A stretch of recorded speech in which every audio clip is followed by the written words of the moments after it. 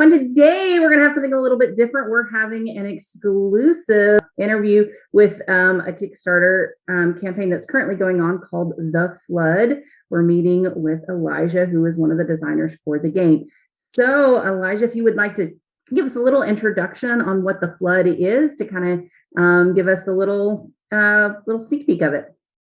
Yeah. Hello, everyone. Thank you so much for having me on. My name is Elijah, the founder of Bedouin Games, and we currently have a board game on Kickstarter called The Flood.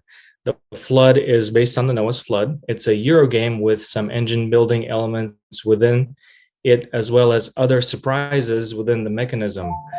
So The Flood is a 2 to 4 player game with an expansion of a 5th and 6th player. So basically, everybody gathers resources and then tries to build their arcs before the flood, and then the winner, obviously, is Noah, because their arc finished. So we have a flood mechanism. It's very fun and a very active game.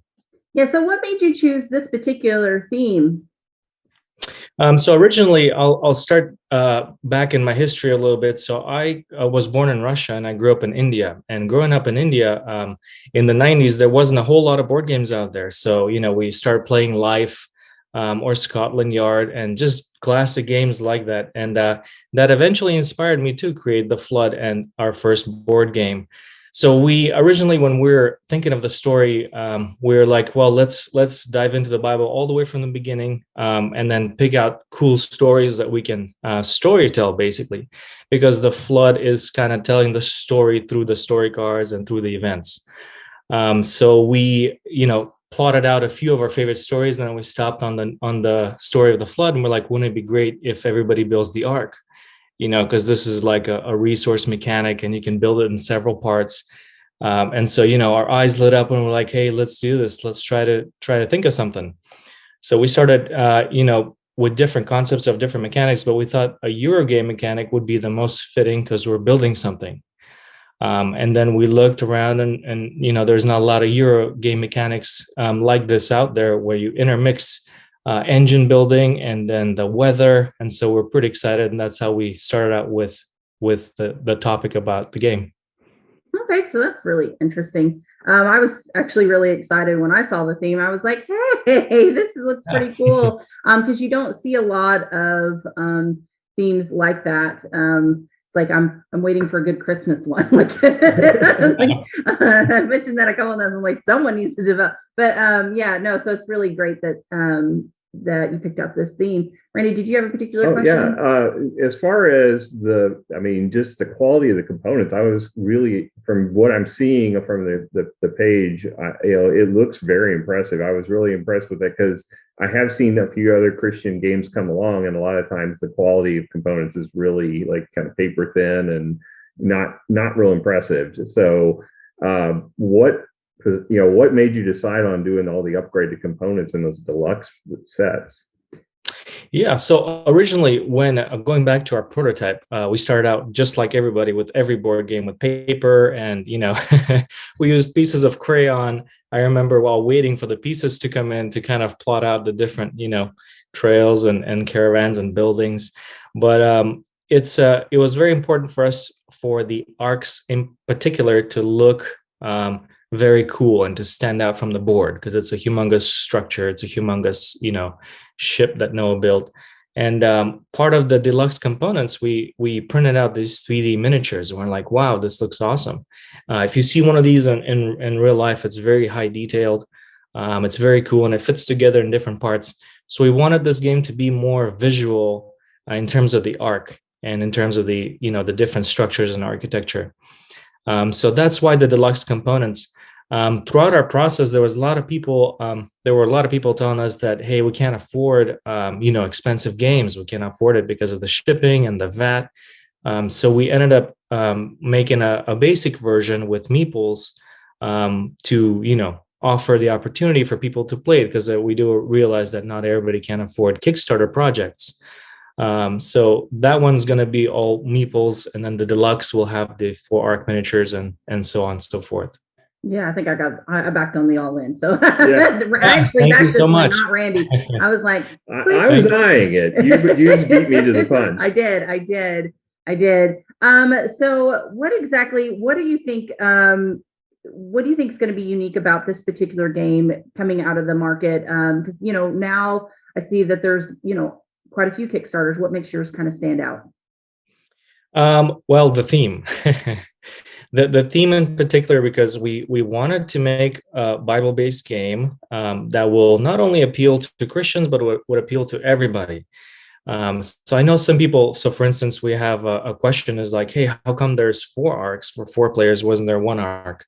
There was 1 arc, but we wanted everybody to assume the role of Noah and feel what it's like to gather the resources and build your own. Now we do have a co-op mode in the game as well. That's very cool, where everybody joins forces to build an arc. So it's kind of like a quest or a mission guided co-op. So I think our game stands out due to the theme and as well as our high quality components. So keep in mind that cardboard is very heavy, and it takes a lot of tooling to make it. So a lot of the components are very unique and specific to us. So we got to make new tooling with long pack games. So. So, given the fact that, I mean, it is a Christian game, and there's a lot, I would say I've seen a lot of negative press on when you post things, not you necessarily, but when others that post a Christian game out there. What has been kind of your biggest obstacle in getting the game kind of accepted? I know we are aware of those negative comments, but hey, we really wanted to make a Christian Bible-based game. So, with those comments, people, it's the same thing. For an example, if you play Quacks, I don't know if you guys have played it. It's a witch brewing a stew, with with different roots and bugs and stuff. You don't have to be a witch to play that game. No. Same thing as you don't have to be a Christian to play The Flood. It's a very fun game where you build. We just recently got Gollum, and that's steeped in the Jewish faith, and there was no resistance to that. That's why I find it very weird when it seems like the Christian faith, there's a lot of this negativity that anytime something comes out for it, but yet people accepted all these other religions openly, and I'm open to any of them, and I love getting any kind of game. So it's just it's kind of strange to see, and I was just curious what you ran into. Yeah, so we try to ignore most of those comments, but it's the game is meant for everybody, even with our arcs. So for instance, one of our future goals will have many different arcs and different designs, because we really thought about it, and we're like, well, the perception of the arc and what it looked like changes based on culture, right? So we were like, wouldn't it be interesting if you take examples from all over the world with architecture and then make an arc look like that? So a lot of people are like, no, the arc looked a specific way. So we do realize that our proportions are not accurate, because for the board game, we cannot fit such a long model, because they'll take a big chunk of the game. You mean it's not we we tried to make it more whimsical, because it is a game after all, But we do have something cool that we're planning is, so this is a sneak peek. We are planning to release an STL of like the proportionate arc. So people can print it themselves if they want to see, hey, a cool model and what it would look like on the board, and they want to 3D print something themselves. So we will be offering one of those in our future updates for the, deluxe and all-in pledges. So I think people will have fun with their kids and just them themselves printing it. It will be consisted of several parts. So you could actually see what one in scale would look like on the board.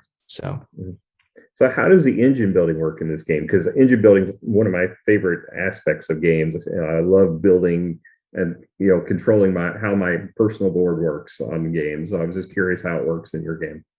Yeah. So we started out classically by taking it apart and just looking at the bare bones of a Euro game. So Euro game, you roll the dice and then you get resources. With our game, there's several modes. So currently on TTS, there's a hard mode where you have to match the resource with the tool. The easy mode where you just get the resource, it's a little bit easier. And for people who are just starting out to play the game, it's easier than matching. But then we build up on that and added a dynamic where you'd go out with your mammoth or your current animal, and you would kind of explore different lands and gather different resources. that adds an additional dimension where you know for sure you're going to a certain tile and you're getting a certain resource. It's not random, but you have a little slight chance you might get an event card, and that event card has different quests or different bonuses or different things. So we wanted the players to stay busy and strategize throughout their turn, not just wait. Some games, you just wait for your turn, but some games you really have to think about your turn. And then, when your next turn comes up, you're like, oh, it's my turn already. Okay. So we wanted that sort of interaction where people actually think throughout their turn. So that's why the beast module with the different mammoth and creatures and so forth. And then beyond that, we also have a weather mechanic. So the cards come in randomly with the kind of a skirmish game, but with the co-op scenarios, they're turn-based. But basically, the whole board starts flooding eventually, more and more and more. So yeah. That's pretty cool. Yeah. Is there any kind of logistics involving loading of the animals involved in the game? That'd be cool. So we tried to make that simple because our game is already a little bit complex. So basically, you would purchase an animal token that would be the final token for you to win the game.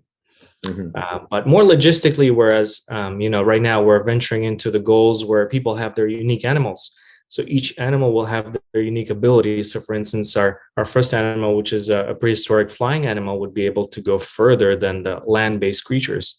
So it's kind of very tactical in that sense, where you go out and do a quest or an event or mine for resources. So yeah.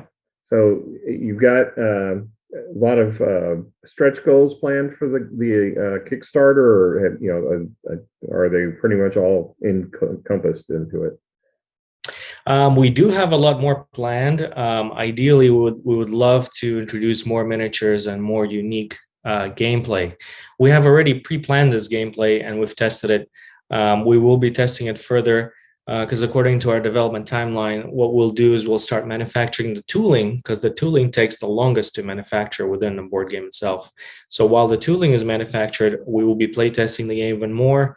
We will pick also members. The cool thing is with our prototypes, members of the community. So some of the backers will get to try out the game. And, our rules are a work in progress. They're always being polished because we always have to kind of edit the price or make it a little harder or easier, because we do have two modes. So we're trying to not make them similar, but make one harder and one easier. So, yeah. So when you're talking about tooling, are you actually doing the actual build of the product, or are you working with outside company? It's with Long Pack Games. Okay. With the manufacturer in China. Yeah. Okay. So, and you're looking for this to release in 2023 still? Is that 2023 by June?